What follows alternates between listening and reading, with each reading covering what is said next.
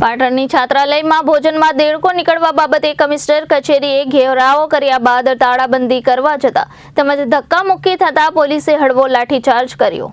હેમચંદ્રાચાર્ય ઉત્તર ગુજરાત યુનિવર્સિટી પાટણના કેમ્પસમાં આવેલ આદિજાતિ કુમાર છાત્રાલયમાં ભોજનમાં દેડકો નીકળવા સહિતના પ્રશ્નો બાબતે કુમાર છાત્રાલયમાં રહેતા વિદ્યાર્થીઓ અને એનએસયુઆઈના કાર્યકરો પાલનપુર આદિજાતિ કમિશનર કચેરીએ પહોંચ્યા હતા। ત્યારે વિદ્યાર્થીઓની સમસ્યાઓ અંગે અનેકવાર રજૂઆત કરવા છતાં વિદ્યાર્થીઓના પાયાના પ્રશ્નોનું યોગ્ય રીતે નિકાલ કરવામાં ન આવતા રજૂઆત કરવા પહોંચ્યા હતા। વિદ્યાર્થીઓને આપવામાં આવતું ભોજન યોગ્ય ન હોવાને કારણે રજૂઆત કરવામાં આવી હતી।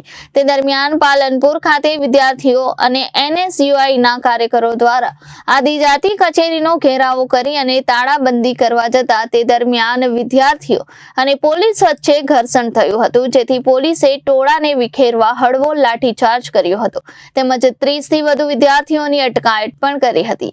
રિપોર્ટર ભરત પટેલ, જનાદેશ ન્યૂઝ, બનાસકાંઠા।